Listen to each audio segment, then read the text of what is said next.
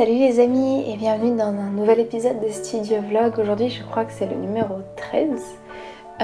J'avais pas beaucoup de choses à vous montrer de différents jours cette semaine, donc on va se concentrer sur un jour en particulier où j'ai décidé de dessiner des oiseaux.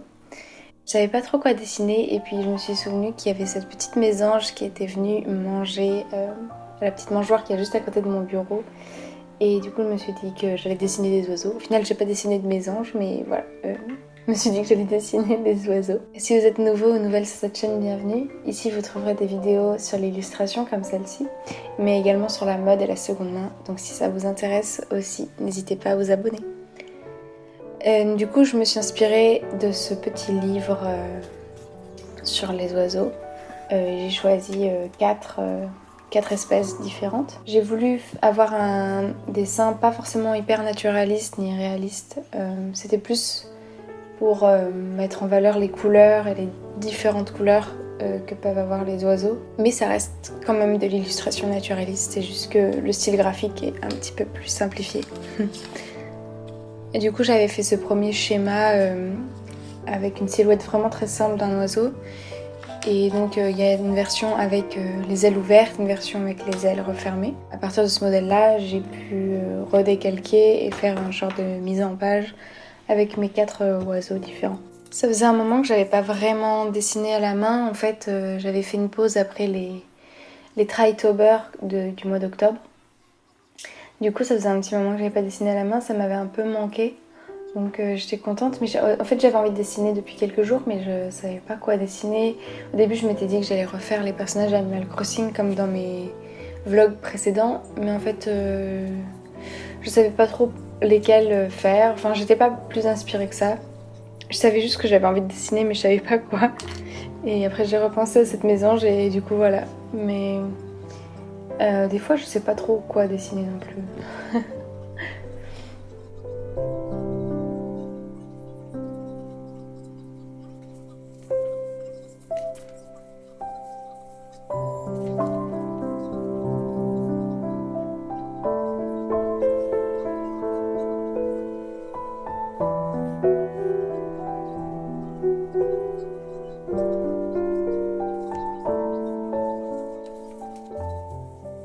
Ensuite, j'ai ajouté des petits branchages et feuillages entre les oiseaux pour habiller un petit peu la planche de dessin, un petit peu en faisant référence aux planches naturalistes qu'on pouvait avoir avant dans les encyclopédies. C'était souvent accompagné de plantes. Alors généralement, c'était soit les plantes qui étaient consommées, soit qui étaient dans les mêmes endroits où vivaient les animaux. Mais là, j'avoue que je me suis basée sur rien pour faire les plantes, juste mon imagination. C'était juste pour faire un petit clin d'œil à cette tradition.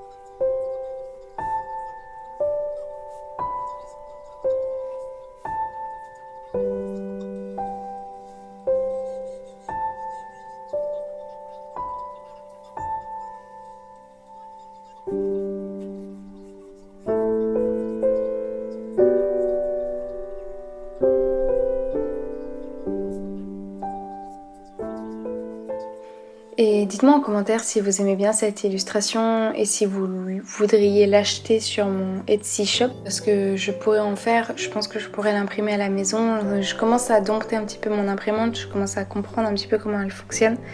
Donc maintenant j'arrive à faire des prints assez mignons. Il y a un peu de grain, un peu de texture mais c'est assez joli quand même. Du coup, si ça vous intéresse, n'hésitez pas à me le dire. En plus de ça, ça sera des prints que je ferai sur mesure pour vous, c'est-à-dire que je ne vais pas en imprimer 20 d'avance. Si vous en achetez un, je l'imprime spécialement pour vous. Donc il n'y a pas de gaspillage, on va dire. Et n'hésitez pas à regarder ma boutique Etsy parce qu'en ce moment, les frais de port sont offerts pour vous inciter à soutenir les petits créateurs. D'ailleurs, j'ai fait une vidéo où je présente 7 autres petites boutiques. Je vous la remets dans le petit i en haut si vous ne l'aviez pas vue. Parce que je sais qu'on s'imagine souvent que, oh là là, une pièce d'artiste, ça coûte cher, etc. Mais quand ce sont des choses reproductibles comme des prints ou des autocollants, c'est beaucoup moins cher en fait. Bien sûr, si vous achetez un original, là c'est beaucoup plus cher. Mais quand vous achetez une reproduction, c'est pas si cher que ça.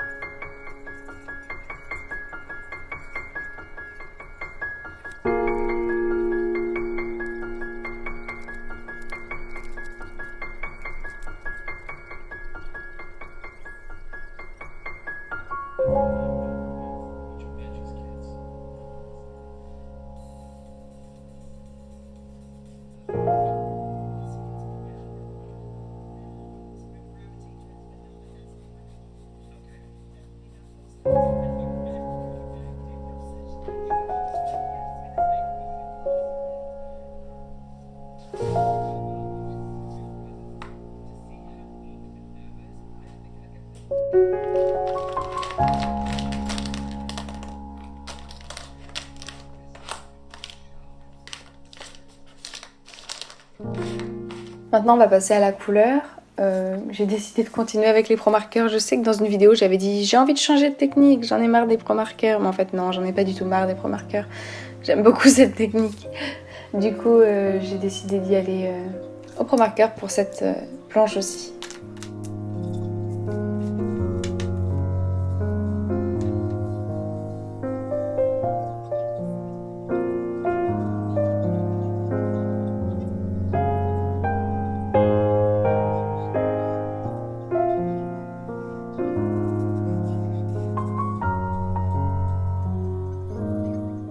Si vous me suivez sur Instagram, vous savez que au moment où je fais cette vidéo, en fait mon ordinateur portable m'a lâché.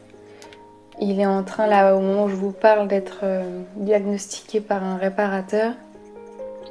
Mais ils n'arrivent pas à savoir ce qui lui est arrivé parce qu'en fait je l'ai pas fait tomber, je l'ai pas renversé de café ou quoi que ce soit dessus en fait. Il s'est juste éteint et j'ai pas pu le rallumer.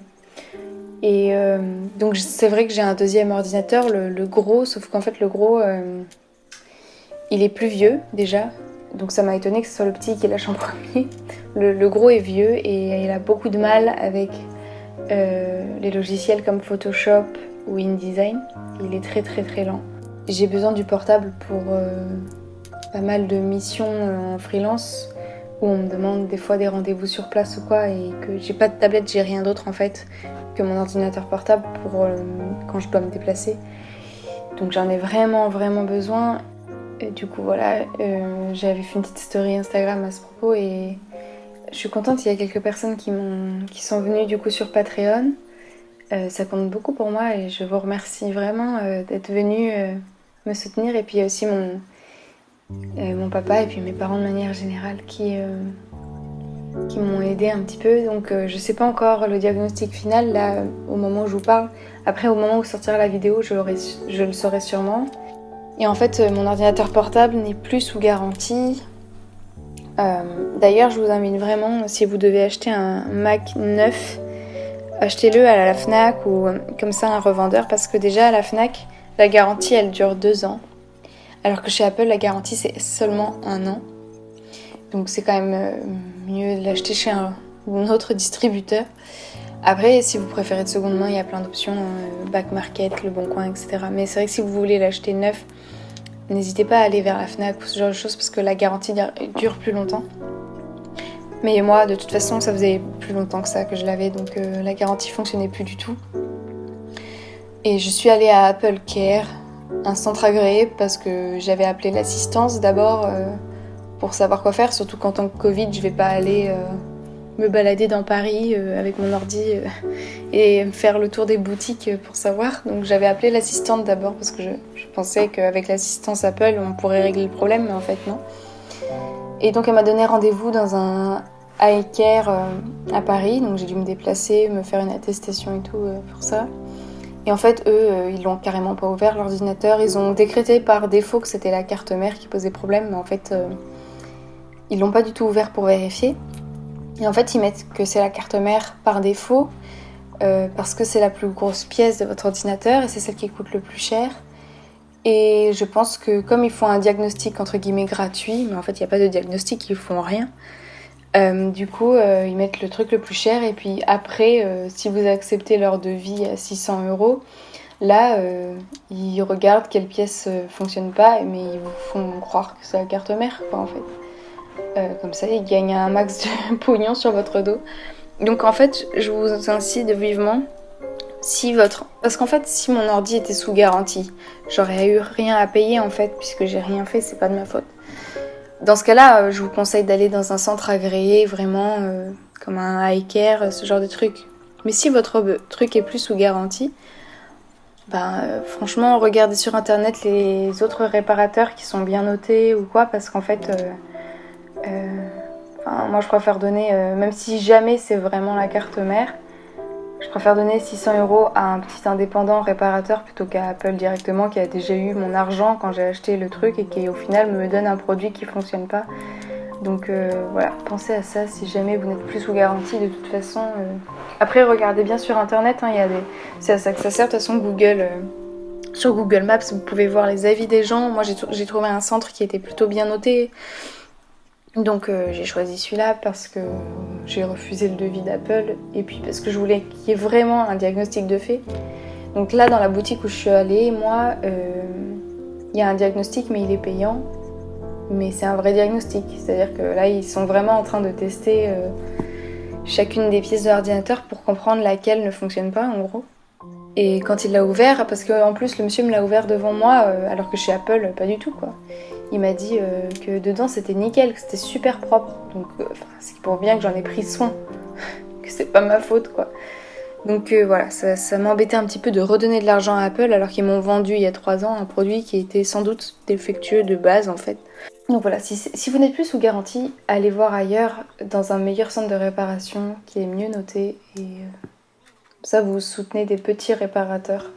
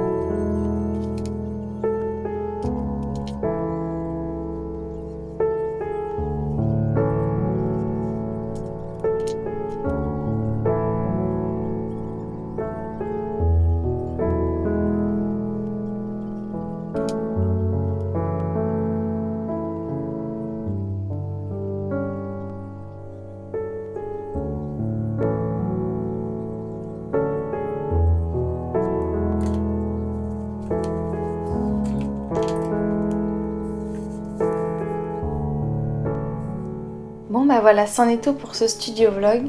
J'espère que ça vous a plu. J'espère que vous avez apprécié cette petite illustration oiseau.